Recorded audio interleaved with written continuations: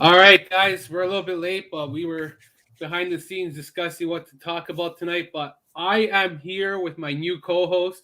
Alex has got the boot. He is no longer part of Cultural Connection. We have Mario, aka Gianluca Di Mario. And no, I'm joking. Alex is not here tonight. That's all. Mario is not his new partner, but new replacement. But hey, never know the future. Anything's possible, I guess.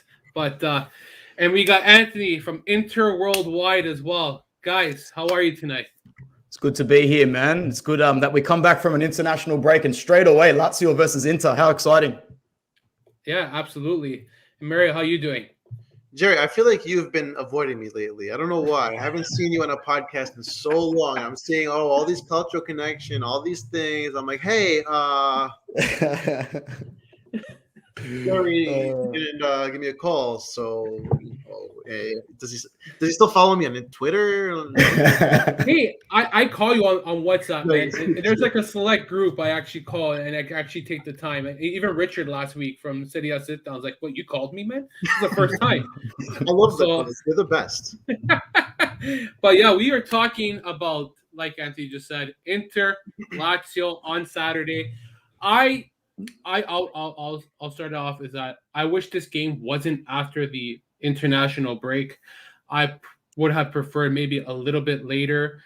Get that feeling. I just feel like this match is coming so early and too quick, and it'll be interesting to see how this match plays out. And I guess the best place to start is we'll talk about the international break. I think that's one of the biggest talking points.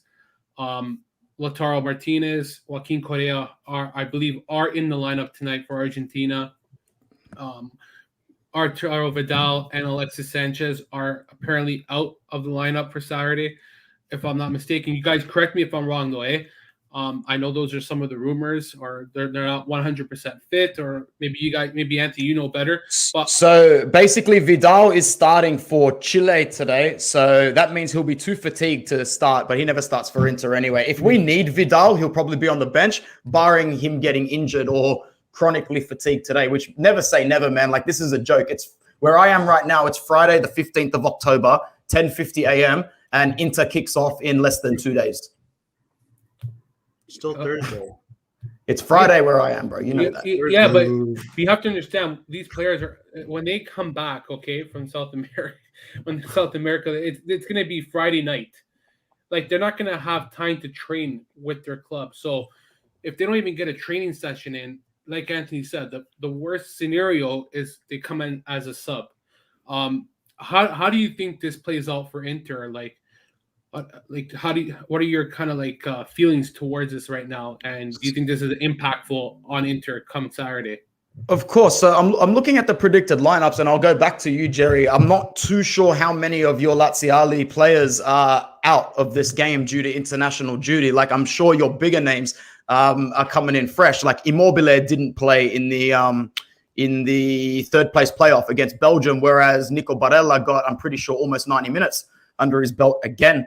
Bastoni as well played for us. So there's two of our best players who'll be a little fatigued. I don't want to call them chronically fatigued because the Belgian game was, a good 3 days ago now almost. So they should have some time to recover from that. But the South Americans are a worry. Joaquin Correa is only at 80% fitness anyway at the moment. So I don't see him coming back to start. Obviously, we're going to be starting with Dzeko and Lautaro Martinez up front unless something happens to Lautaro, which I think he'll have a good game today. I know he's starting. If I'm not mistaken, the game's active. Yep, they're 20 minutes into their game against Peru right now. So in terms of the lineups and, what the impact of the international break, Jerry, Pedro, Felipe Anderson, Luis Alberto, Lucas Leiva, Milinkovic, Savic. Did any of these players represent their nations in the last 3 to 4 days? Savic played on Tuesday. He played both games for Serbia. Elsai Husai played as well. Marisic played. There have been a few, but for the most part, a lot of Lazio players stayed back. Cherby is a red card. We could talk about him after, but for the most part, I think Immobile is the biggest standout player that didn't go on international duty and is massive for Saturday. But how about you, Mario? What are your thoughts? The most troubling thing with Lautaro and the other guys coming from South America is there's gonna be a little bit of a jet lag because the time difference is 7 or 8 hours, something like that. So it's a pretty you know pretty big time difference. So that's going to be one thing. So they're playing 2-3 games, whatever it is, in a quick span, and they're going to be tired out there. Plus, you have the Italian guys, the other your local Europeans that they go up for a game a couple hours away, which it's not the end of the world. These guys are all fit enough to put the games 3 days and in 4 days in advance or whatever, and be able to perform at their top level. So that's not too bad. Just the South Americans, and we have a good amount of them. So it's worrisome, but at the same time, they're used to it at this point. They've been doing this for how long now, and they're not sitting, coach with me and my fat ass taking up 2 seats, but they got to play. It's going to be tiring for them. So we're going to see tired legs. They're going to be making mistakes probably, but I don't think it'll be that bad. I think it'll be a good game, and it's pretty even on both sides. Well, I gotta give a shout out because the man of this team is Beppe Marotta, and has to be. Well, we have to give him a shout right now because when you look at the starting lineup, it's as much as they're missing 3 key starters in Correa, Martinez, and Hakan Çalhanoğlu. You still have a formidable lineup here. You got Perisic playing as a false 9 beside Dzeko. This is just a predicted lineup, and I believe this is from Sky Sports. DiMarco and Darmian at wingback. You got Gagliardini, Barella, and Brozovic. And in the back, you got Skriniar, De Vrij, and Bastoni. And when you really think about it, you think that, Inter's at a disadvantage. They got Gagliardini playing in the midfield. You got Perisic playing as a false 9. Well, late in the game, when you got options such as Martinez, Correa, and Hakan to bring off the bench, I think, and you got Dumfries as well, people forget. Those are 4 very quality players, and that's why you can never write off this Inter team, and especially given what they had to go through in the summer with the financial constraints and having to sell Lukaku and Hakimi, and people thought that where was the production going to be coming from? And you got to give credit to Edin Dzeko because the guy has come in, and even if he goes and disappears for a while, at the end of the day, the deal didn't cost him anything, and they've already got more than what they expected from Dzeko this season. So regardless of what happens from here on out, he has already given some good quality matches. So what are your takeaways from this weekend's lineup here? Like, I think Dzeko's the main guy for Inter. What do you think? I think so, man. Like it's obvious that his physical input is not going to be that of Lukaku, man. You don't give Dzeko the ball to try and beat 3 or 4 defenders and run 40 yards with the ball. But what we've brought Dzeko in to do, he's doing exceptionally well. The way that he knows how to do, he knows how to hold the ball up. He knows how to wait for his midfielders to find the gaps and run between the lines and then get the ball out again. His decision-making process obviously isn't as impactful as he starts the game. And I noticed a very big trend of Inter players getting a lot of hype and a lot of credibility when they come off the bench. But fans really need to understand it's like you're playing 2 different games of football when you come off the bench versus when you start the game. And when we bring players off the bench like Edin Dzeko, it's not really a matter of if, it's a matter of when he's going to score a goal against a tired defense.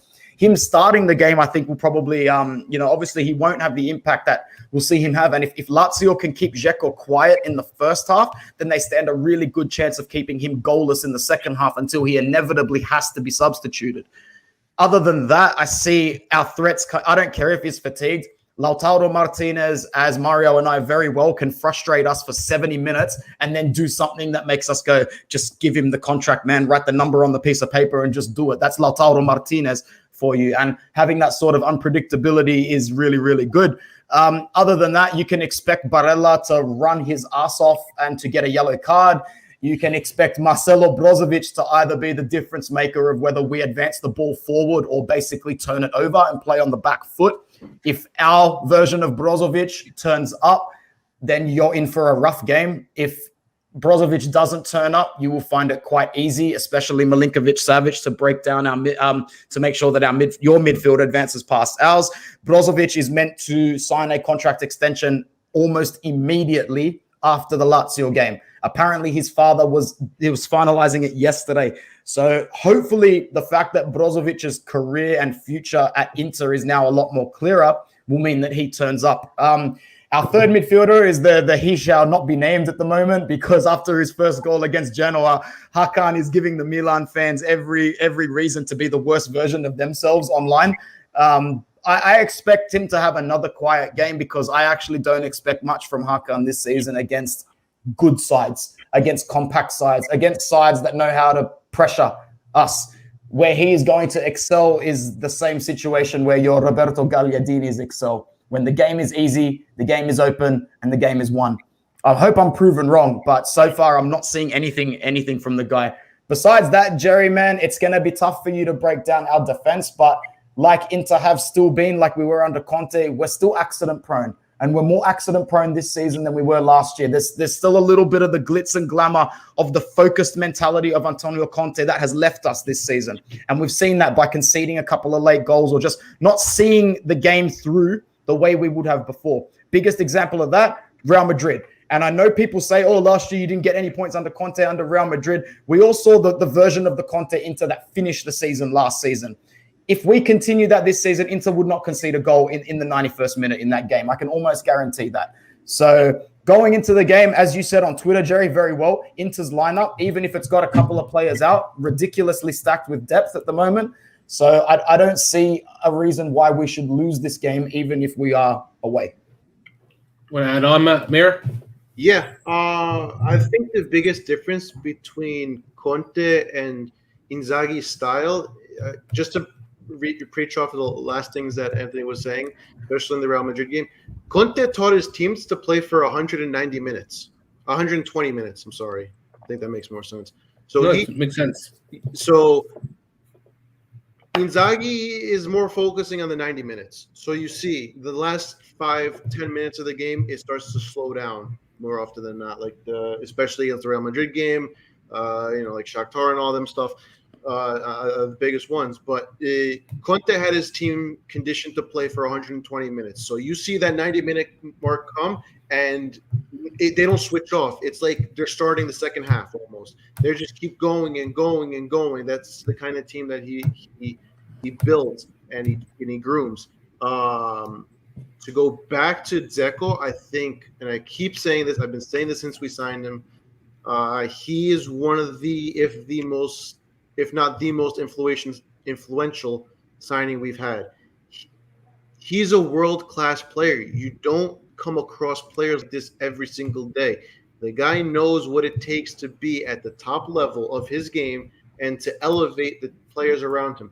Whether or not he's having the best game, his influence is almost unmatched. Like a bad game for Dzeko, it's okay. A bad game for Lukaku was bad.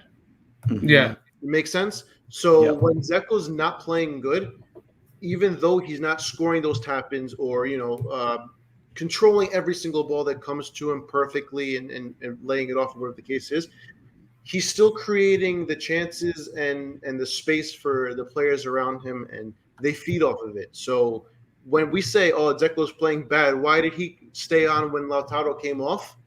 It's really simple. Dzeko will get us that goal. He will create the space. He will create a danger. We saw it like 3 weeks ago. I forget which game it was. I don't know. Maybe Sassuolo or Fiorentina when he just came on. Yeah, I think it was Fiorentina. He come on and I think he created 2 goals at the end of the game. Yeah, so he did that against Fiorentina, and then when he came on against Sassuolo, he was on the pitch for 31 seconds before scoring. Exactly. Yeah. His influence like that is unmatched, and coming on as a sub, it's all mental.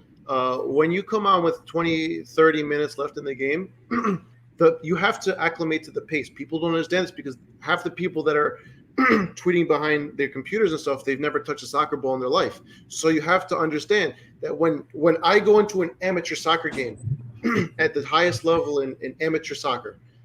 It's not easy to just jump on in and score a goal, take on your man, do all this crazy shit that these professionals do. Not everyone's built like that. Zeko goes on. It's like he's been playing for 90 minutes. A player like, I don't know, Dumfries, it takes him 10, 15 minutes to get acclimated. And by that time, the game's over.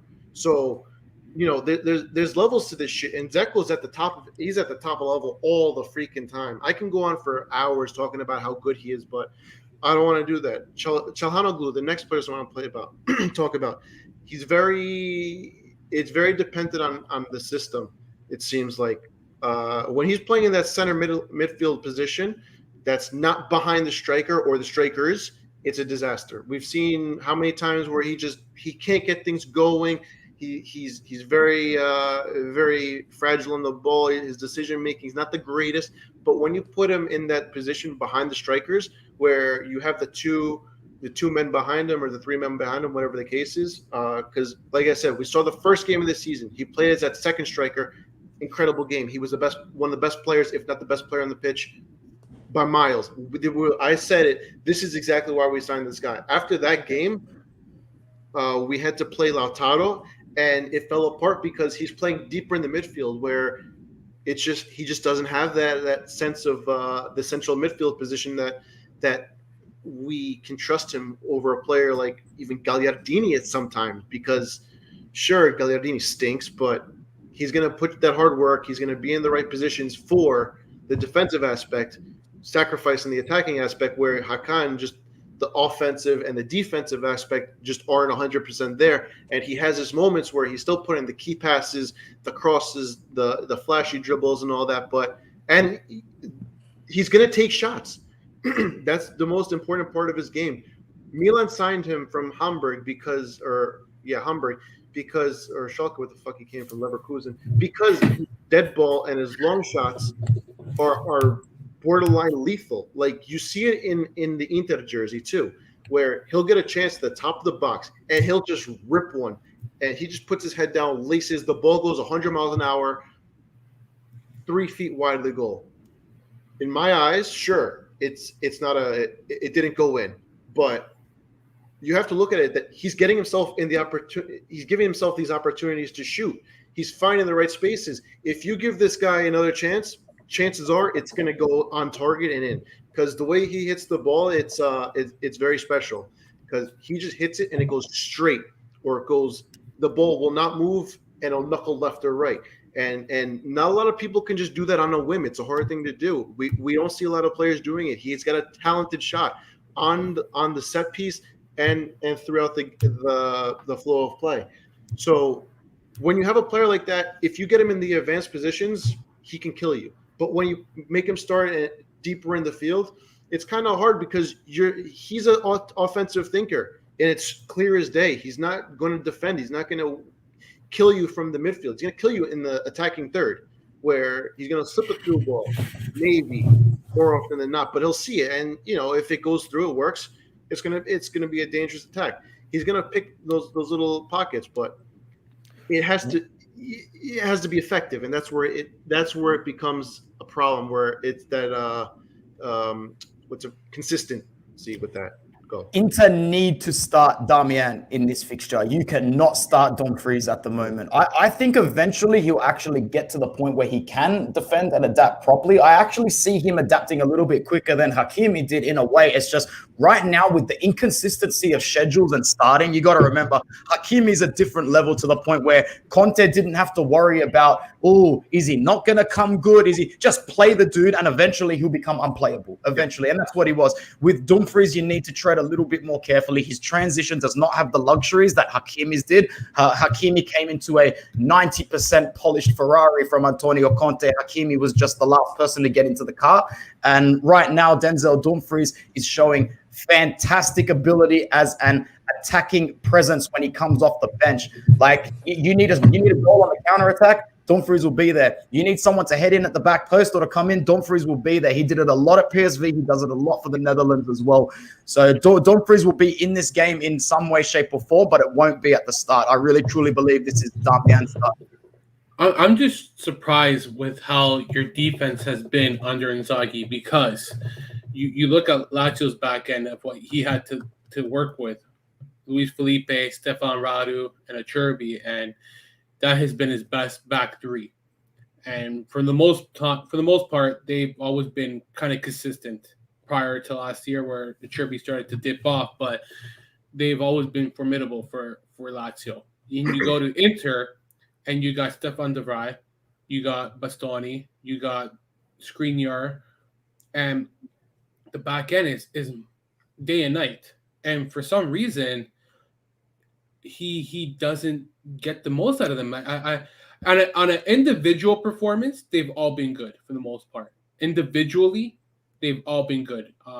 Other than the Vrij's recent game where he had a blip in a poor first half, I think that all three have been good. But collectively, they have not been that great. Like when you watch them play a straight line, it's hard. And they just seem out of sync. And I think this can really play out in Ciro Immobile's advantage the most. Definitely. And Felipe Anderson, because those two are I don't say Pedro because you know that Pedro at 34, sometimes he'll be a hit or miss. And it's expected. But with Felipe Anderson in his 20s, you know that the ceiling's still high for him. And he's been our best, probably arguably our best player this season, along with Immobile. So I think those two, if they're on the same page on Saturday, can really make it difficult for Inter's back end. And another thing is that I find that Inter's back end plays too high, a little too high for an Inter fan's liking, because they create too much space in the back end, and it makes it much easier to attack on the counterattack. But that's because of their high pressing, though. It's too much, though. And that's why Cherby always used to scare me under Inzaghi, because of a high press with Felipe. And we would always get burned because we would always get caught on the counterattack. Last year was Marco Parolo, and he had to run back. And we played a high line against Lukaku. He made you burn as soon as you got back in the game. And look what happened, right? We lost 3-1. But, like, I'd like to hear what you guys think about how the back end has been so far for Inter. The back line has been good, because when you're comparing it to any season besides the one we had last season, people would still be going, shit, what a really, really good back line. It's just that last season, everything was working like PlayStation, man. And everybody knows that. We were going into every game knowing exactly what was going to happen. Like, how many games last season, Mario, was it 1-1? Or was it still 0-0? And it was like minute 70, 75, and we're just chilling, bro. And as Inter fans, we are never, ever chill. But last season, Jerry, it was chill. Minute 80, minute 85, we knew something was going to happen, because that was just a team of athletes at physical peak, systematic peak. They knew exactly what to do and where to be at every single time. It was like clockwork, man. The relationship that Bastoni had with Lukaku on that left-hand side, I've never seen a defender playing left center back communicate with a striker like that before. Never for Inter. And yeah, it was just really, really incredible. Now you go over to, and Conte's style of play, there was never really time. We never had to transition on defense. Never had to transition. We were solid all the time. With Inzaghi, we are transitioning a lot more on the counter-attack. And to be honest, we're not conceding many goals on the counter-attack.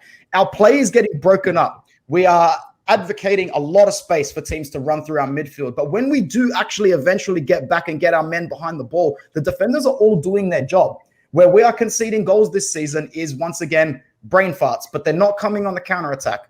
We're giving away penalties. Samir Handanovic might slip a little bit here and there, but, you know, he's not having the worst season. I will come out and say that now. He's had 2 or 3 really, really good games. But as usual, we're still mistake prone. But Inter are not conceding goals on the counter-attack to sit there and go, something's wrong with the system, something's wrong with Inzaghi, this needs to be changed. Nobody's saying that, because it's just simply not true. We're just hoping that it will generally compact itself as the season goes on. I mean, for God's sake, we're only in like match day 8. Jerry, I'll ask you back. Were there times under Inzaghi at Lazio where you thought the defensive phase has to change? Like on the counter, we're getting ripped apart, or was it something that you guys just acclimatized to really well? It was always like you said. There's always like those blips of mistakes that could have been prevented, like those brain farts. And I think you can say Pazza Inter, but there's really Pazza Lazio as well under Inzaghi, where we kind of cost a lot of games that we never really had to. It was just mental errors, right? Individual mistakes. I think for the most part, our back line, we know that we never had the depth, and its back line has always been an issue for past seasons. Counterattack, we've always got burned, always. And I think that when you got similar players like Felipe and Cherby, who both like to play high, it doesn't help. It's something that always been a concern. The back end right now under Sarri is going to take time. Big transition. Everybody talked about let's go to a back four under Inzaghi, but now we're under a back four with Sarri, and it's not working at the moment. But again, it's a transition. It's different. In a back three, you got the wing backs who support you. I think a back three sometimes works better than a back four because you got the defensive midfielder who can help as well because he drops back, and you got your wing backs who support the center backs. So there's a lot of coverage when you really think about it. I'll transition to this. A Cherby is a to add to the 3-back system.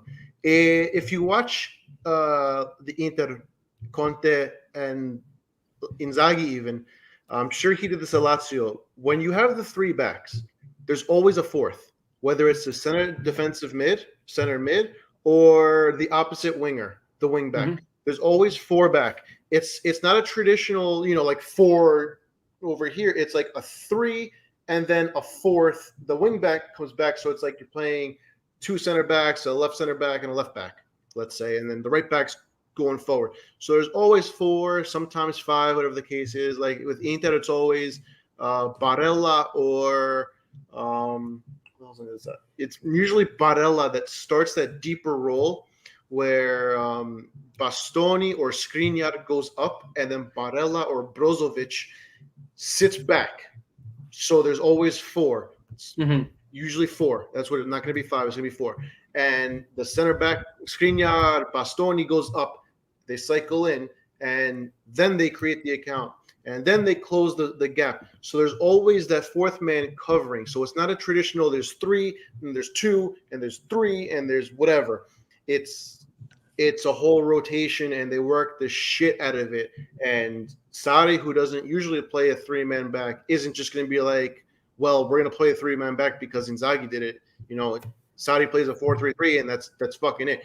Mancini plays a 4-3-3 with Italy, Manchester, Zene, Inter. Everywhere he goes, it's a 4-3-3. He's not going to switch it up at a 3-5-2 because, we have this and that. He's going to play what he feels more comfortable with. And if he has the players to do it, even better. It only solidifies it. No, absolutely. Can I ask a question, Jerry? Yeah. Who do you see coming off the bench that can make an impact for you guys in this match? And what are your thoughts on the whole we still get 5 substitutions thing? Because I'll just say this now, I actually don't like it. I actually think it's messing with the tactical flow of the game. Wow. I know everybody likes it, like it's better, players get a rest, blah, blah, blah. I actually think it's too much luxury for a manager. And I think that sometimes they're beside themselves making that many changes in a game. You got to think about it. You got 11 players on the pitch, 10 if you don't count the goalkeeper. You're making 50% of the changes on the pitch. And I'm just thinking, I never played football to the extent that Mario did or a lot of friends of mine did. But even when I played and even when I coached and even when I watched a lot of other people, managers are still only using their 2 substitutions and waiting for something to happen in the last minutes that change the game. Now I'm seeing managers like Inzaghi go, let's just bring 3 players on at once 9 minutes into the second half and let's do the same thing again. And this really backfired for us against Sampdoria because we were playing with 10 men for the last 6 minutes, 7 minutes, because we all know Stefano Sensi is going to get injured. He went down and started crying like a fucking sack of, oh my God, let's not go into that guy, honestly, man, because I'll go all day. But now we're playing with 10 men, and I think having this luxury of players, it's almost an illusion. It's like you're going to get a whole new team running on to replace them man for man and just flow for flow. I think it breaks up the flow of the game, man. So sorry to digress, but what are your thoughts on the substitution situation, and who would you bring in for Lazio? Well, I do like the 5-man rotation for different reasons, considering that here's an example. You got the international break, right? It gives Inter some luxury to use additional players because of certain key players out. Gives him rest. I think that's the biggest advantage out of a 5-man rotation. It's just more flexibility when you have so many games that these guys play. But I see what you're saying, that the whole tactical idea, the whole idea of a manager was always because he had to be smart when to bring on his 3 substitutions. When do you bring on your first one? Well, normally you say 60th minute. When do you bring your second one? Well, 65th minute. And when you had 3-man substitution, very rare does someone bring someone on in the last 10 minutes. Let's be realistic, guys. If you go back and look how many times no one, 5-man substitution does waste time. 100%. I think that's the disadvantage to it, is that there's so much wasting time. But a smart referee would add on the time that is being wasted and say, hey, like a lot of the time when there's only 3 minutes added on injury time, how? When there's 10 substitutions. Yep. And that's the problem with referees in Italy. Everything is subjective. Everything from the VAR to the referee has just been way too open for interpretation. Mm-hmm. Absolutely. So the first guy who I think can make a really big impact in this game is Matthias Akani. Mm-hmm. He returns from an injury. I actually wrote a piece that I'm going to release hopefully before the game. I've been too tired to even submit it, but he's the one player who comes back at the right time. And there's 2 things. It comes against Inter, and you need all the players you can get when you're Lazio. And Inter has a lot of depth, and a guy like Akani can come in late in the match and maybe attack maybe not a weak Inter back line late in the game. I never want to say that because they're never weak. Maybe more fatigued, I would say. Yep. And that's where the accidents and the lack of focus usually come into play. I think Akani started off slow against Milan, but that was normal. Debuted at the San Siro, jitters.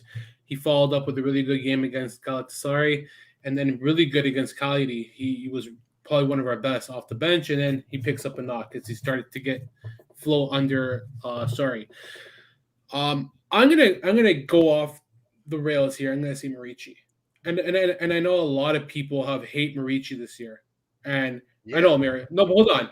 Gol El Toro. Goal for Toro against Peru. Sorry. Okay, so here's the way I look at Marici. Everyone's so quick to knock him down, and I get that. As a starter, he hasn't been good. Absolutely. He didn't look good against Bologna, but Lazio has to remember, all fans, the whole team looked shit against Bologna. So don't pick on him and make him a scapegoat. It's not right. Be realistic and just say your whole team was garbage. But when I see games like against Torino, where he was really good in the last 10 minutes and made a difference, I think off the bench, he could be impactful. Physical player. If they use him properly against that Inter back line, I think maybe he could score a goal late.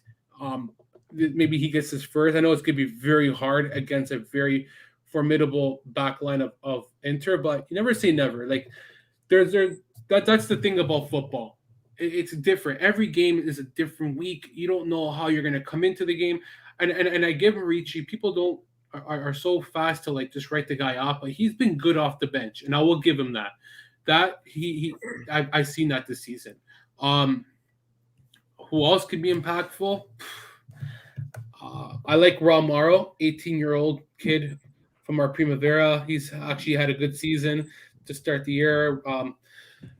He's got really good speed, good movement in the midfield. Toma Basic, I love this kid. This kid looked good in against Lokomotiv Moscow. He has some really good qualities. It's really disappointing that Sarri has taken so long to put him in that midfield when you spent $9 million on the fucking guy.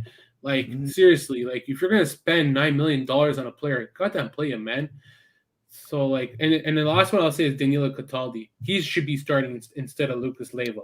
He has been much better. He's really progressed in the 4-3-3. It's taken a while to see him, but he's been a very positive player under Sarri and has kind of basically taken a new role, and it's something that he didn't thrive well under Inzaghi. You saw those key set piece goals he scored, but never put it consistently. And I'll say the last thing, and it's not who comes off the bench. everyone's talking about Patrick and how he's going to get burned by Inter's forwards. And I know what Patrick is. Guys, I'm not blind that he has a lot of weaknesses to his game. Absolutely. But you can't take away the character and the kind of heart and desire this guy brings in and game out and just does what his manager asks of him. Our back line has been terrible. Achirby's been atrocious this year. I don't remember the last time he had a good game, okay? Seriously. He has really been bad this year. Luis Felipe, injuries has always been a concern. Well, guess what? He hasn't been hurt this year and hasn't looked good. Maricic, I would say, has looked decent. And Lazio has looked decent. They've been in and out. But then you got Husai, who I don't even include because he played under Sarri. So he understands how to play with him. That's an advantage. Patrick coming in, I think, could be a blessing for Lazio because it allows Achirby to reset, sit back, reset. I know you want Achirby against Inter. I get that. But at the same time, with the way he's been playing, could also be a bad thing. So maybe Patrick steps up. It's a time for him to prove himself and say, hey, this is my time to shine. This is where I come in and I have to give my all. The one thing I'll say about him is that he has really adapted under Sarri this season. He has never really performed poorly. He was one of our best players in the Europa League against Lokomotiv Moscow. So as much as people like to make fun of Patrick, you know what? You play with what you got. You don't just write someone else. It's like a Gagliardini. Gagliardini can give you the best game ever, but he can also give you the worst game ever. So you go with what you have. As a manager, Sarri has to get the most out of Patrick. Maybe you don't match him up with Dzeko. You put him against Perisic, and that maybe is a little bit of an advantage for Patrick, and not over Perisic, but just the matchup maybe benefits him better.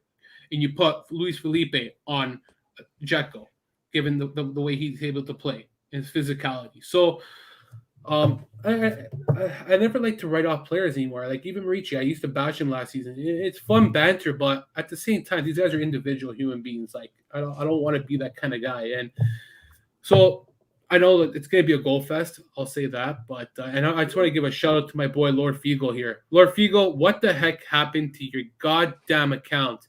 Why did they shut you down, man? What the heck, man? You like my jersey in the background, bro? Surely he must. Yeah, but what did happen to his account?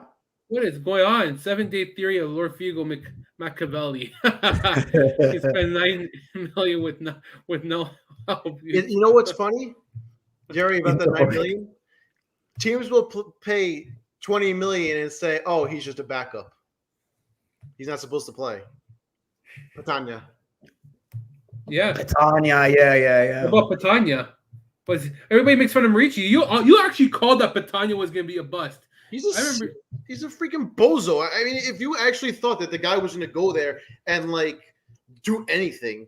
I'm telling you right now, bro, if he doesn't score that goal on deadline day, he was out that door, man. He was out that door. I just remember him scoring that goal on deadline day, and I was just looking at his stomach like, bro, you need a bit of work, bro. You need a little bit of work. It's not in his stomach. It's not any of that. When you just watch him play, even when he's fucking the fittest guy on the field, you watch him play. The guy is a disaster. He's just got nothing. You know who he reminds me of, bro? He's just a less athletic Fernando Llorente, in my opinion, bro. At least Llorente knew exactly where to be and where to do it. Patania looks like he knows where to be. He just doesn't have the athleticism to get there at the same time as well, man. So, I'm going to ask one more question before we go, but now Hakan's not playing, we said. Gagliardini starts. Do you think this is an upgrade for Inter? Did we say that? I'm like 90% sure Hakan's starting. Oh, is it? Well, yeah. Hold on. This expected lineup here does not have Hakan starting. Oh, crap. It's got Brozovic, Barella, and Gagliardini starting. Ooh. And this is from Sky. This is from Sky Sport. Now, do you think that Hakan coming off the bench maybe serves better? He does have a slight knock. Given the fact that Hakan, the way he's played, maybe Gagliardini is a better start over Hakan. I like to hear what you guys think. Well, for me personally, based on the way he's been coming off the bench, even though he hasn't been great, Vecino has more minutes than Gagliardini. However, as I look at the fixtures today, I'm pretty sure, let's see if he's playing for Uruguay. Does he play for Uruguay?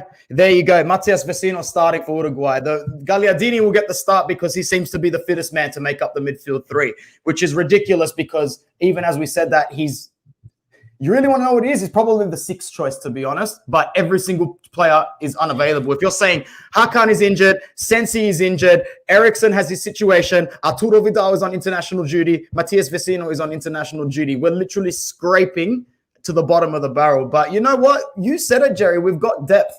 Am I complaining too much? If my sixth best midfielder in the squad is Gagliardini, maybe it's a luxury that I shouldn't be complaining about, right? I don't hate Gagliardini. Like, I rated him up highly prior to. Hey, Mary, you're on mute, eh? Yeah, he's on the phone, I think. Well, that's why. I don't rate him highly, but I think he's a decent player. He's a guy who can come in and give you that odd game that he kind of delivers for you. So yeah, at the end of the day, it is what it is. That it's the situation. I hate international break for many reasons, but you as a manager, you got to deal with it. So maybe this is a blessing in disguise that Hakan doesn't play against Lazio, because I think that he would have got shredded apart versus Sergei Milinkovic-Savic / Luis Alberto. And I'm not going to say, Mario, that we have the best midfield, the best striker, and the best center back. I'm not going to say it. The cleanest water. Because at the time when I said it, they were all playing very well. I will say we have the worst center back right now, or one of the worst. I'll be honest. Cherby's one of the worst center back defenses in the league. Would you say? I think so right now. Yes, the way they've been playing. But again, there's a lot of factors to that. They have to transition under Sarri. They have to adjust under Sarri. Cherby was good the last 3 years. I thought he kind of tailed off at the end of the season last year. He hasn't been good this year. Maybe people will think different. That's fine.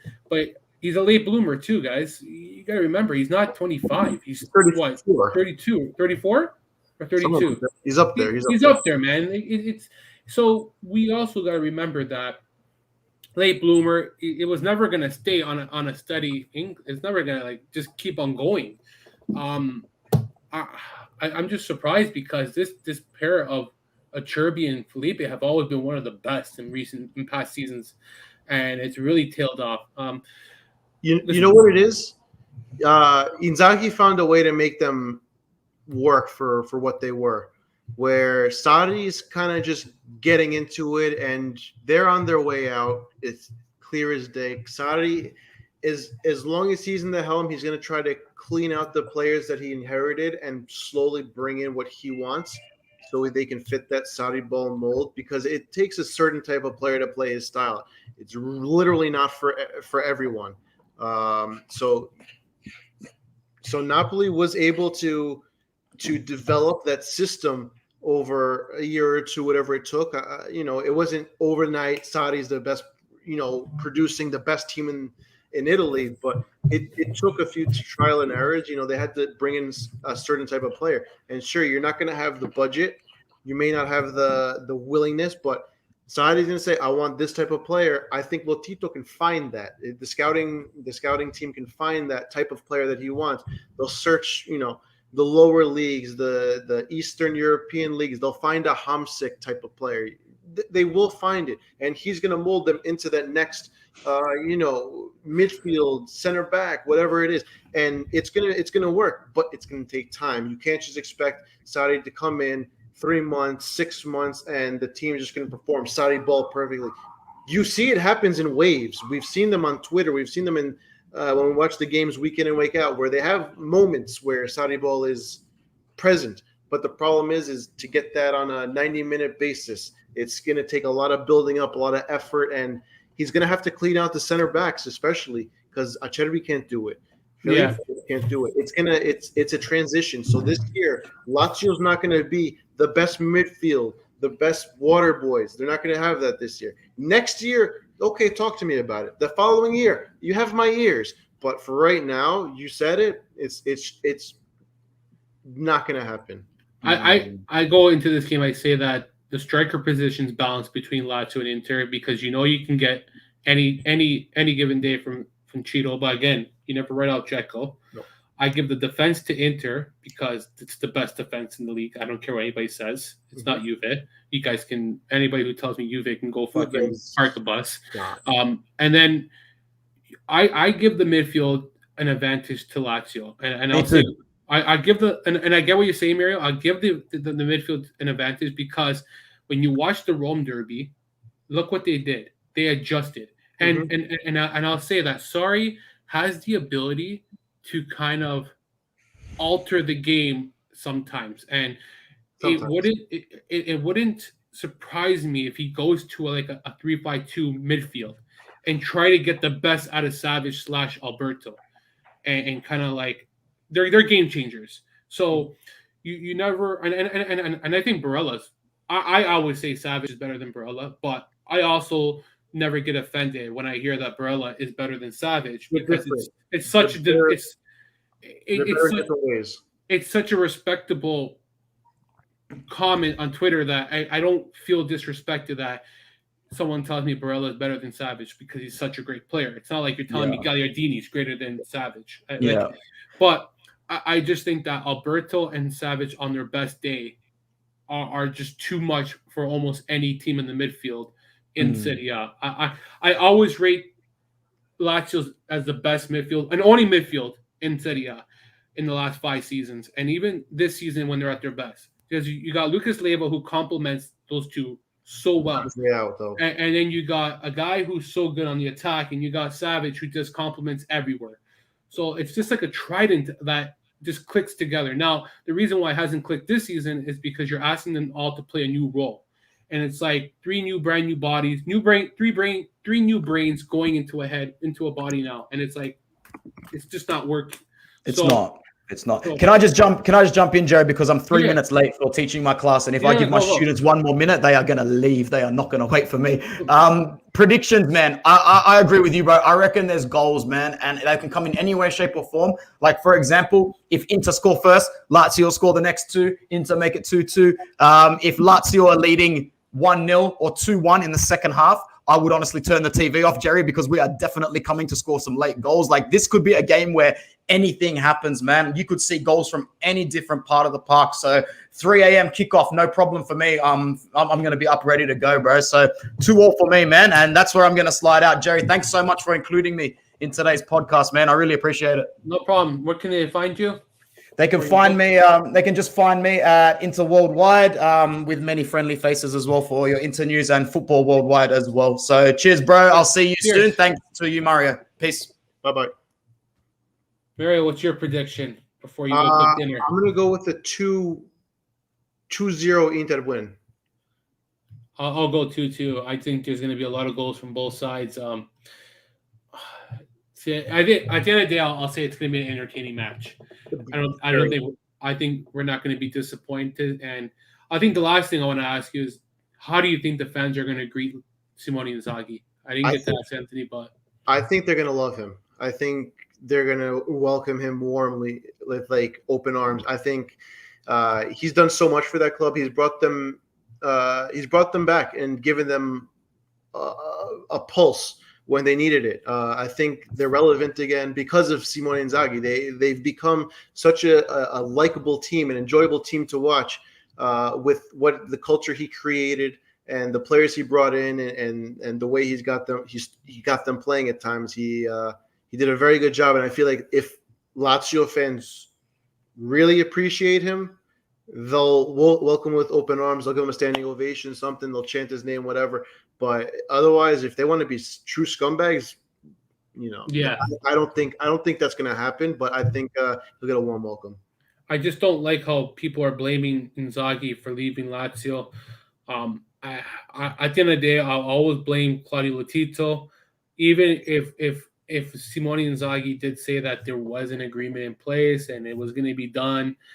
I will always never look. I don't look at the end of the day. It's business, and an owner makes billions of dollars. Okay, a manager / player gets 1% of what they make. Let's be realistic, okay? Yeah. And well, not 1%, but a percentage. Pay up. If a jump guy, sorry. I really gotta jump out of here. Oh, okay. Yeah, I gotta go. All right, guys. I think that's about it. But Mario, thanks for coming on. Guys, thanks for joining tonight. And let's Cultural Connection. Where can they find you also? Twitter, Mario Sweatshirt. Instagram, Mario Delsky. I'm on here every now and then. Interworldwide, I pop in once in a while, and I write for the Prince of Marodina whenever I feel like it. All right. Thanks for joining us, guys, tonight. Thank you. Forza Lazio. Bye-bye. Ciao.